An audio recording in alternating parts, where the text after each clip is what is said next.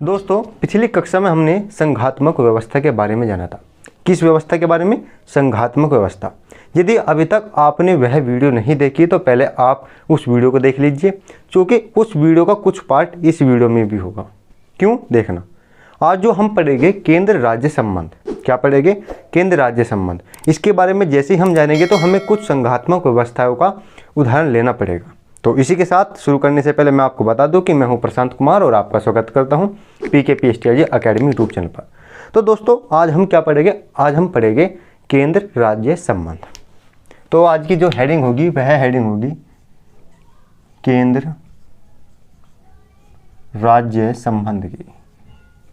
केंद्र राज्य संबंध। चलो जी, इस चीज़ को समझते हैं। इस चीज़ को समझने से पहले मैंने अभी बताया कि आपको संघात्मक व्यवस्था का जानना आवश्यकता है। देखते हैं संघात्मक व्यवस्था क्या है। इसको मैं यदि एक पिरामिड के रूप में बनाऊं, ये रहा हमारा एक पिरामिड, ठीक है। इसके केंद्र पर होती है हमारी केंद्र सरकार। क्या होती है? केंद्र सरकार, जिसको संघ की सरकार भी कहते हैं, ठीक है। केंद्र सरकार के पश्चात आती है हमारी राज्य की सरकार। राज्य की सरकार। चलिए इसी के साथ देखते हैं केंद्र सरकार और राज्य की सरकार। जब 73वां और 74वां संविधान संशोधन हुआ तब हमने जो ग्राम पंचायत और नगर पालिका को भी संवैधानिक दर्जा दे दिया। तो इसके साथ हमारी जो एक नई सरकार का गठन हुआ वह सरकार थी हमारी स्थानीय सरकार। क्या थी? स्थानीय सरकार। चलिए ये बात भी हमको समझ में आई। यानी कि अब हमारे जो पूरे देश में कितनी प्रकार की सरकार है, या यदि हमारा पूरे देश है तो हमारे पूरे देश में केंद्र सरकार है, राज्य की सरकार है और स्थानीय सरकार है, ठीक है। चलिए, अब चूंकि हमारा देश संघात्मक व्यवस्था का पालन करता है, संघात्मक व्यवस्था का पालन करता है, इस कारण जो केंद्र सरकार की शक्तियाँ होगी वह राज्य सरकार की शक्तियों से कुछ भिन्न होगी। वहीं केंद्र सरकार की जितनी भी शक्तियाँ होगी वह राज्य सरकार की शक्तियों पर भारी होगी। कुल मिलाकर यदि मैं एक तराजू की बात करूँ तो यदि तराजू में इधर केंद्र सरकार ले लिया जाए और इधर राज्य सरकार ले ली जाए और ये रहा हमारा तराजू, तो जो कंटा होगा केंद्र सरकार की तरफ झुका हुआ होगा, यानी जो पलड़ा भारी होगा किसका होगा? केंद्र सरकार का पलड़ा भारी होगा, ठीक है। चूँकि हम पढ़ रहे हैं अभी संघात्मक व्यवस्था। संघात्मक व्यवस्था में क्या होता है? केंद्र और क्षेत्रीय सरकार में शक्तियों का विभाजन होता है। किसमें क्या होता है? केंद्र और क्षेत्रीय सरकारों में, क्षेत्रीय सरकारों में शक्तियों का विभाजन होता है। विभाजन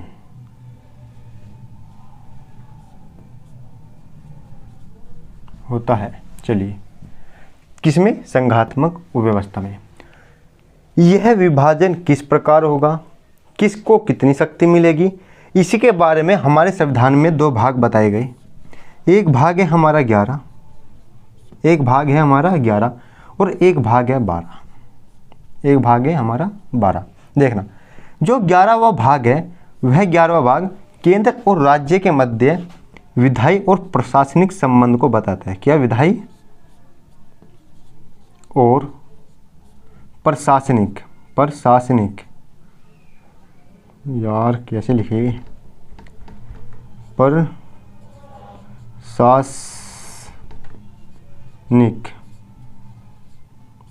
संबंध को बताता है, ठीक है जी। और वहीं जो भाग 12 है, वो भाग 12 डायरेक्टली नहीं लेकिन इसके अनुच्छेदों के आधार पर हम बताते हैं, यानी कि हमें पता चलता है किसके बारे में? वित्तीय संबंधों के बारे में।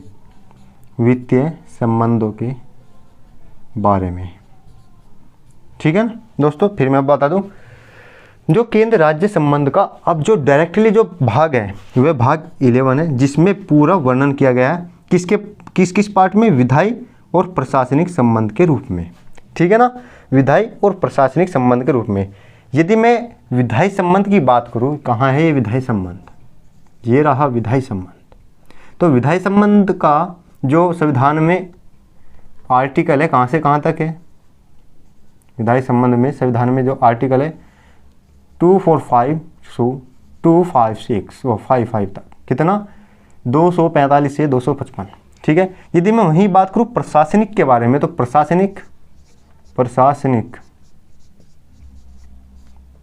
प्रशासनिक संबंध का कहाँ तक है, प्रशासनिक संबंध है 256 से 263 तक, ठीक है।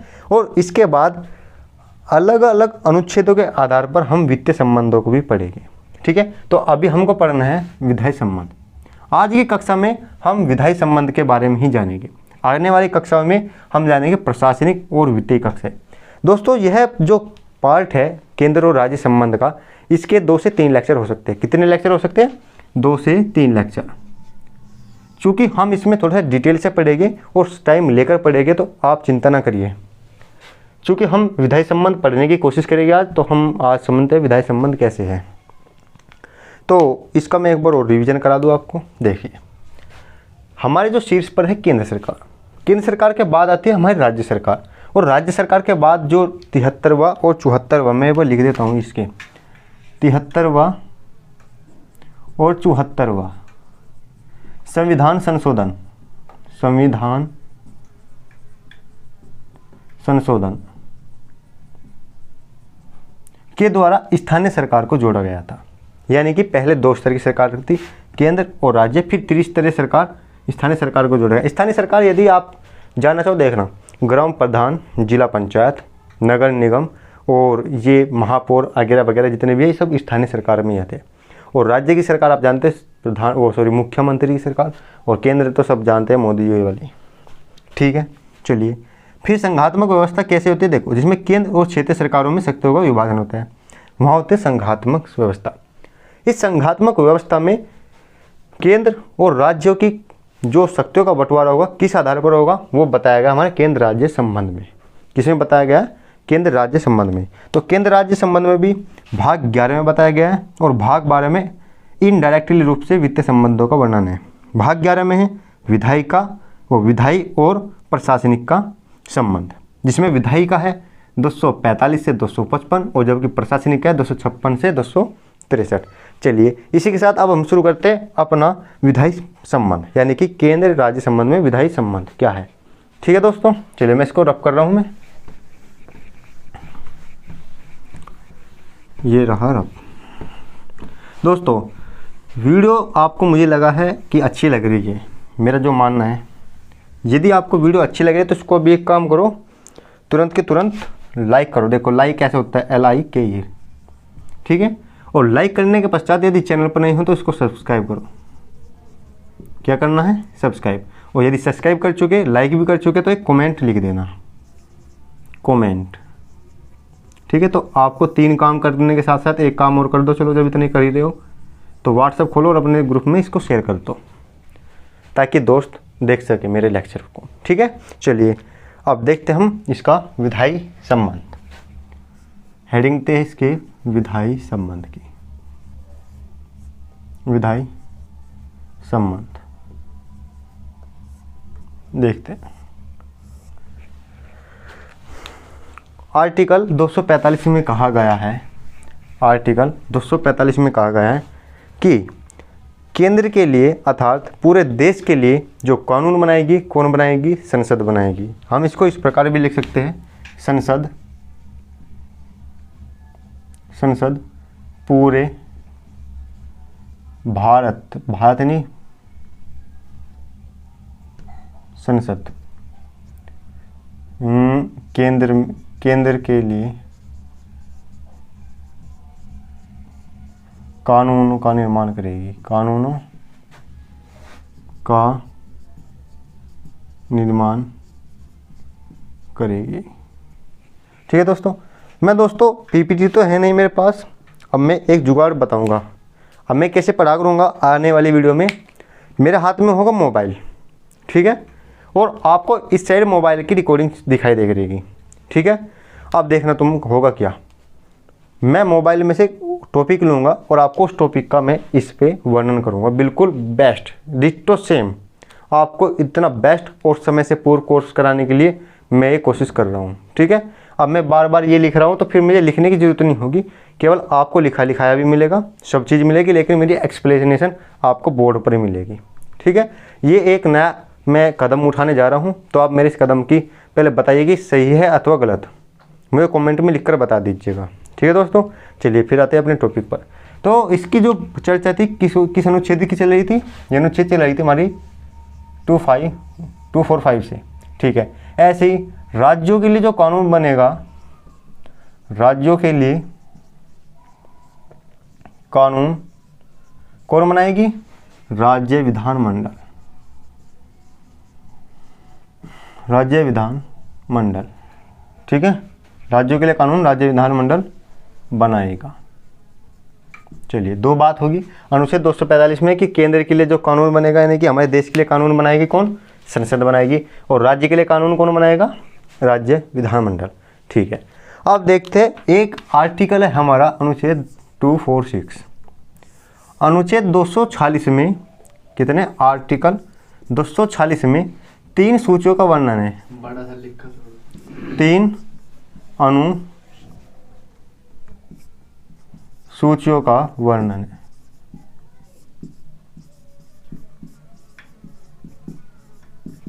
ठीक है। अनुच्छेद 246 में 3 अनुसूचियों का वर्णन है। कौन कौन सी? देखो, पहली है केंद्र की सूची, ठीक है। दूसरी है राज्य की सूची,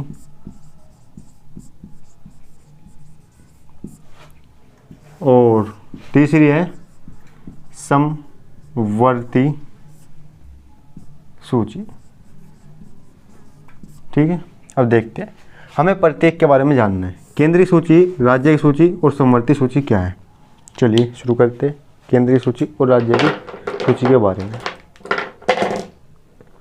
देखना, ये मैं मार्कर बदल लूँ। देखना, केंद्र की सूची का मतलब तात्पर्य है, केंद्रीय सूची का मतलब तात्पर्य है कि केंद्र सरकार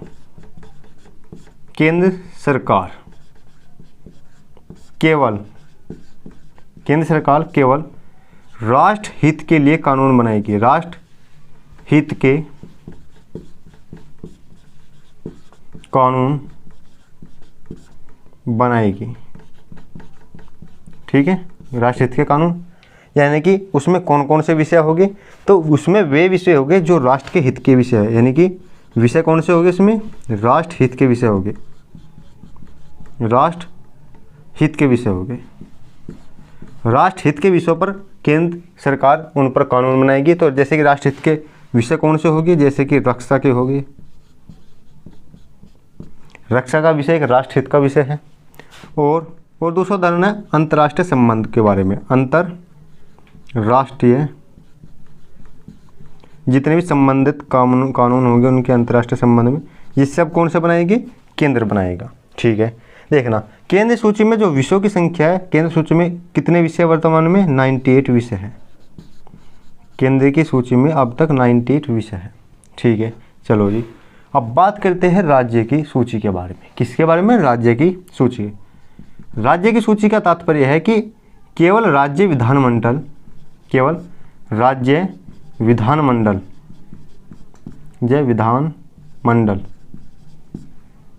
राज्य के